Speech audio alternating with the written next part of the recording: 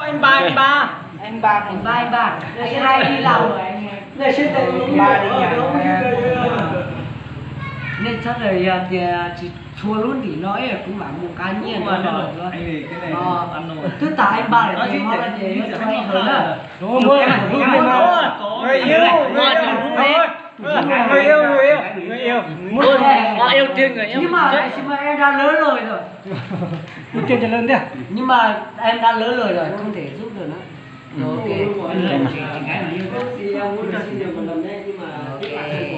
Đây cái bánh này mấy người đừng có vui vào em nhá, em không có nước để tắm rồi. Cái phòng này không giống như cái phòng mình của bên kia không có nước để tắm rồi, hiểu không? Vui thì ra suối tắm thôi. Rồi ok mình sẽ để cho chỉ cái của người yêu của em. Ok. Em đã nói với tất cả mọi người là em đã mời anh người yêu trước rồi đấy. Em xin phượng cho anh sẵn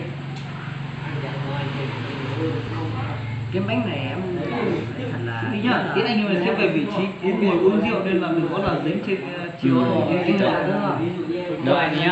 Cho anh lành nhỉ. Ủa, đưa cho mấy em trước đã. Rồi, cho anh lành của em. Thế anh xin nhận nhá, cảm ơn nhá. Bánh của em trai. Đội của mình đã anh em à. Đội của mình sẽ không bao giờ thua đội của người khác được.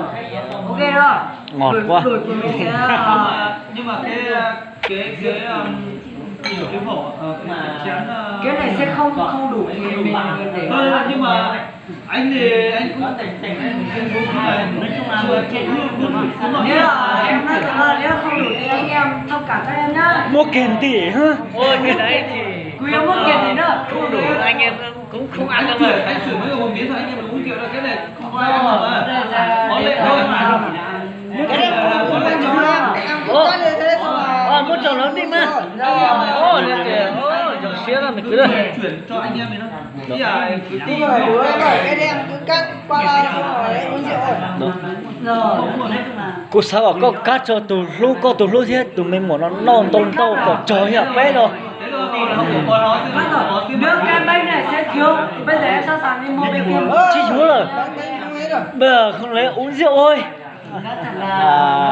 bây giờ anh em với lại anh em ăn hết thì tất cả anh em ở đây nhìn gương mặt của anh trai của em nói thật là tất cả anh em ở đây nhìn gương mặt của anh trai của mình với lại anh trai của mình là có thiếu cái bánh này không? Nếu thiếu thì mình sẽ đi lấy luôn. Rồi ok cái chủ tin là có hùa nữa đó. Hùa. Dành rồi. Và thế sức khỏe mẹ. Tụ cái trời xứ gì Mà chế tụi chơi. Tụ cái trời xứ gì.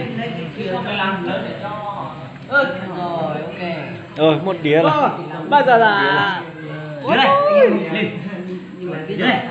một đĩa là. Thắp thì nó sẽ rồi đó. Nên của mình lên từ ban chế nó đi chia rồi cũng vậy. Có trò có chứ gì luôn hay nhỉ? điểm chia mà. Ok.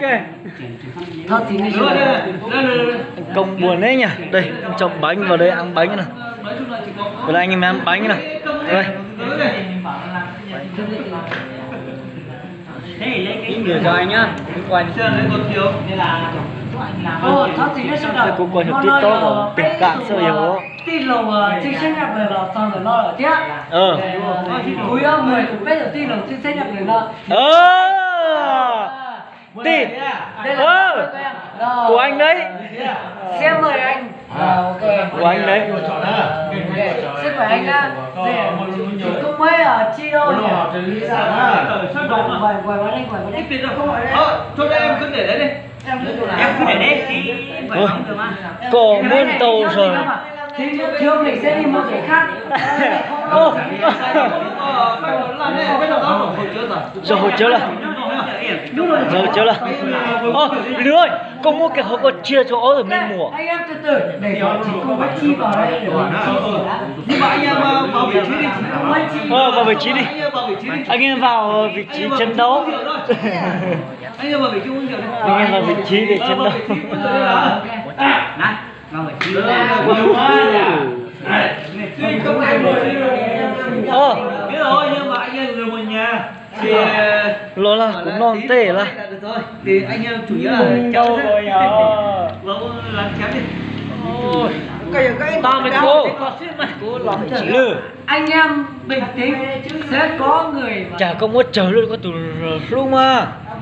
Muốn tàu rồi mà. chẳng đi nhưng mà đi co đi. Có muốn chờ luôn tàu này vui vui à hello. Muốn tàu này chưa? Tàu chí mà. Thì còn tàu à? Lại có. Lại con ta ho. Qua đây chưa?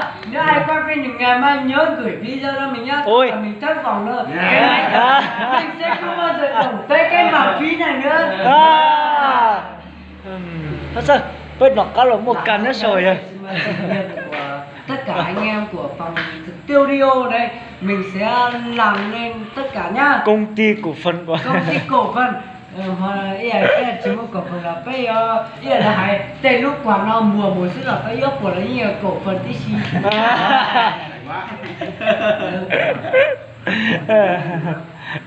Nhưng mà Con này tầm yếu chịu.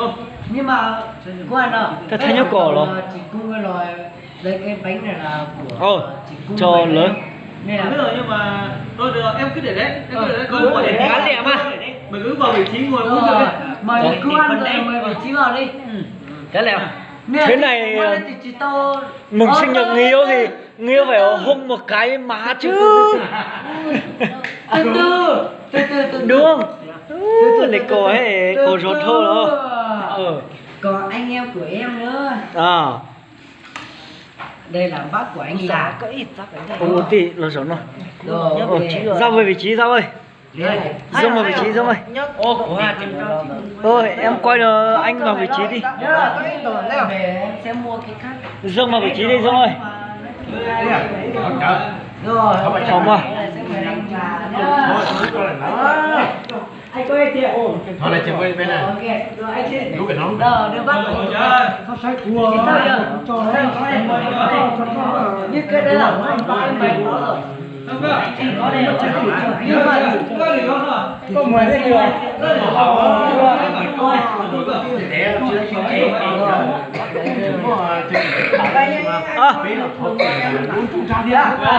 cũng phải mày. Anh giới tôi nó tàu là anh giới yêu hôn nó tàu là cái dành cho cung với họ đi. No no here. Anh giới tôi nó tàu. Đi à? Vô kia tí. Vô kia vô kia vô kia. Vô kia vô kia. Vô kia tí à? Vô kia vô kia vô kia. Vô kia. Vô kia trước cái cô sẽ vô kia vô kia vô kia. Vô kia. Đi cái tờ. Wow tí. Chuyên nghiệp mà. Ôi trời ơi, cái gì? Cả một sơn rồi à? Một sơn rồi. Có nói thế. Ủa, Austria. Con có gì Ủa. vậy?